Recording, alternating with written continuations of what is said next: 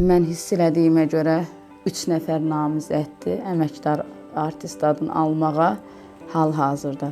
3 nəfərdən ikisi alınacaq. Bu da gələn ilin əvvəllərinə görükür. Bir xanımdır, cavan bir xanımdır. 79-80-cı illərin bir xanımıdır. Orta yaşlarda da kişidir. Gələn verilişlərimizdə mən bunun adına qədər açıqlayacağam 100%.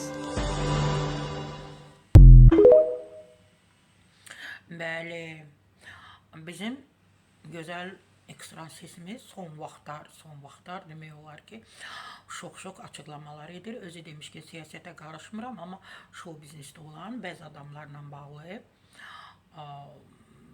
təbii ki, müğənnilərlə bağlı şok açıqlamalar edəcəm. Birini edibdik bugün.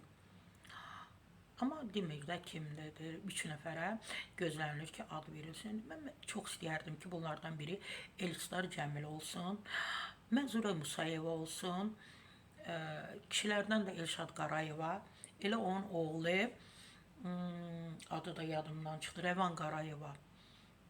Niyə ad verilməsin? Məsələn, çox istəyərdim ki, Cəmilə xanıma verilsin. Bəzi adamlar var da, onların adı var.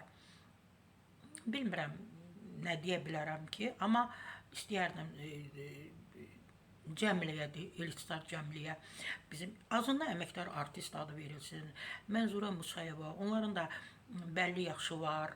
Bu sənətdə az iş görməyiblər.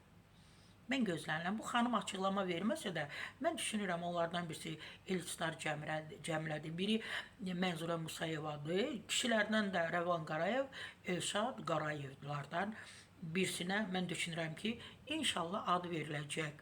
Şok.